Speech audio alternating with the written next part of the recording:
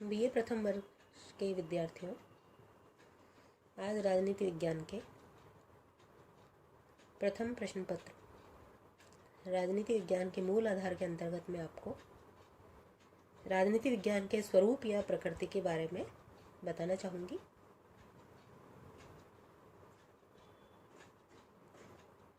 कुछ विद्वान राजनीति विज्ञान को विज्ञान मानते हैं और कुछ विद्वान राजनीति विज्ञान को विज्ञान नहीं मानते हैं।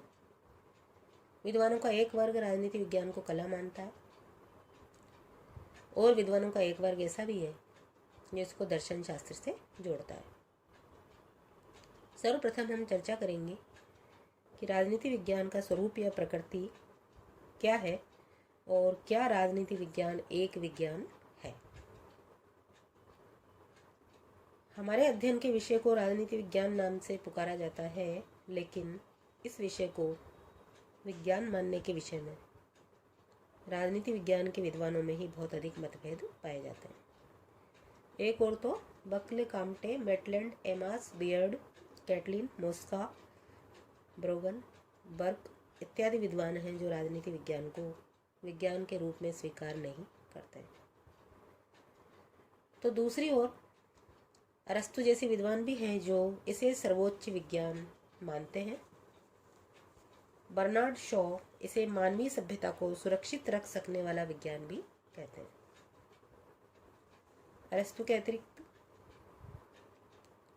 Hobbs, Bodin, Montesquieu, Bryce, Bluntschli, Jellinek, doctor Finer, Laski इत्यादि अन्य विद्वान भी इसे विज्ञान के रूप में स्वीकार करते हैं। राजनीति विज्ञान की वैज्ञानिकता के विरुद्ध जो प्रमुख तर्क दिए जाते हैं, उनकी चर्चा करने से पहले यदि हम बकल, काम्टे इत्यादि विद्वानों के अनुसार विज्ञान की परिभाषा करें तो ये स्पष्ट होता है कि विज्ञान ज्ञान की वह शाखा है जिसके अंतर्गत कार्य और कारण में सदैव निश्चित संबंध पाया जाता है और जिसके निष्कर्ष निश्चित और शाश्वत होते हैं। विज्ञान की इस परिभाषा के आधार पर ये विद्वान राजनीति विज्ञान को विज्ञान के रूप में मानने के लिए तैयार नहीं है। कॉम्टे ने तो कहा है कि राजनीति विज्ञान के विशेषज्ञ उसके अध्ययन विधियों, सिद्धांतों एवं निष्कर्षों के संबंध में एकमत नहीं है। इनमें विकास की निरंतरता का अभाव है, इसमें उन तत्वों का अभाव है जिसके आधार पर भविष्य के ठीक निष्कर्ष निकाले जा सके। इन विद्वानों द्वारा अपने कथन के पक्ष में निम्नलिखित तर्कों का प्रयोग किया जाता है। इसमें पहला है सर्वमान्य तथ्यों का अभाव। राजनीति विज्ञान में गणित के 2 और 2 4 या भौतिक विज्ञान के गुरुत्वाकर्षण के नियम की भांति ऐसे तथ्यों का नितांत अभाव है जिन पर सभी विद्वान सहमत होते हैं। यदि एक और आदर्शवादी राज्य की सर्वोच्च सत्ता बताते हैं तो दूसरी ओर अराजकतावादी राज्य की अनावश्यकता का बखान करते हैं। बेंजामिन फ्रैंकलिन, एबेसीज और लॉस्की जैसे अनेक विद्वान तो एक सदनात्मक व्यवस्थापिका के समर्थक हैं, जबकि लेकी, सिजविक, ब्लंचली आदि एक सदनात्मक व्यवस्थापिका के नितांत विरोधी है। दूसरा सर्वप्रमुख जो तर्क है, कार्य और कारण में निश्चित संबंध का अभाव। भौतिक एवं रसायन विज्ञान में कार्य और कारण में निश्चित संबंध पाया जाता है, किंतु राजनीतिक क्षेत्र में जो घटित होने वाली घटनाएं हैं, अनेक ऐसे कारणों का परिणाम होती हैं और क्रिया प्रतिक्रिया के इस चक्र में अमुक घटना किन कारणों के परिणाम स्वरूप हुई है कहना बहुत ही अधिक कठिन हो जाता है। 1917 की सोवियत क्रांति साम्यवादी विचारधारा के परिणाम स्वरूप हुई थी या उस समय के विशेष अंतर्राष्ट्रीय वातावरण के कारण, इस संबंध में निश्चित रूप से अभी तक भी कुछ नहीं कहा जा सकता है। तीसरा प्रमुख तर्क है पर्यवेक्षण और परीक्षण का अभाव। पदार्थ विज्ञानों में एक प्रयोगशाला में बैठकर हम यंत्रों की सहायता से मन चाहे प्रयोग कर सकते हैं, किंतु राजनीति विज्ञान में इस प्रकार के पर्यवेक्षण और परीक्षण संभव नहीं है, क्योंकि राजनीति विज्ञान के जो अध्ययन विषय हैं, मानव के जो क्रियाकलाप हैं, हमारे अपने नियंत्रण में कभी नहीं होते हैं।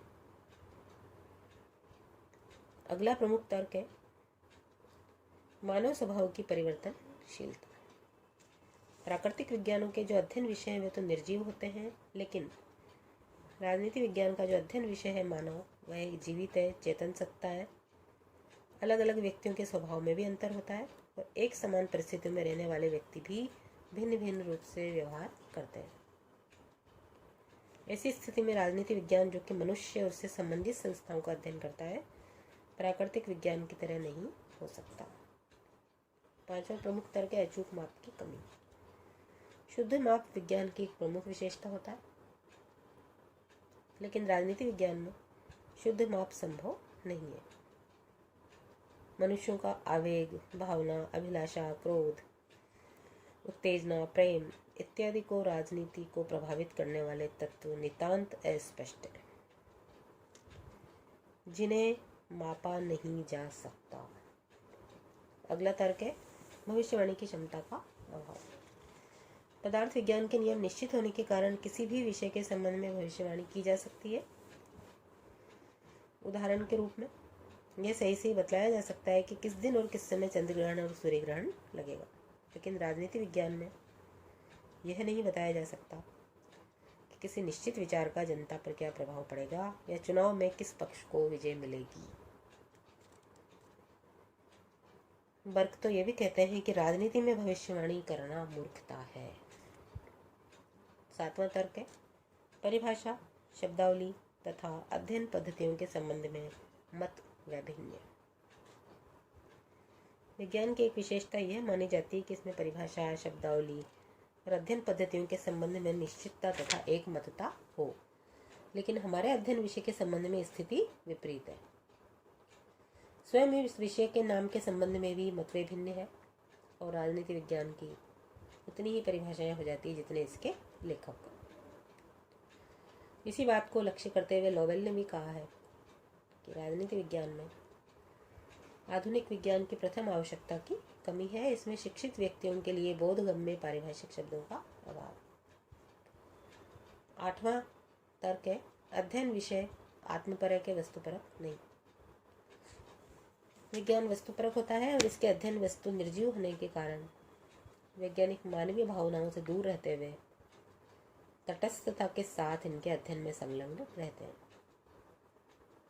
लेकिन राजनीति विज्ञान के अध्ययन में वस्तुपरक दृष्टिकोण अर्थात अध्ययन से तटस्थ रहना कठिन है। इन्हीं तर्कों के आधार पर बकल कहते हैं कि ज्ञान के वर्तमान अवस्था में राजनीति को विज्ञान मानना तो बहुत दूर रहा, यह कलाओं में भी सबसे पिछड़ी हुई कला है। बर्क अपनी उपहासमयी भाषा में यह कहते हैं कि जिस प्रकार हम सौंदर्य विज्ञान को विज्ञान की संज्ञा नहीं दे सकते, उसी प्रकार राजनीति विज्ञान का विज्ञान बनना न तो संभव है और न ही वांछनीय। धन्यवाद।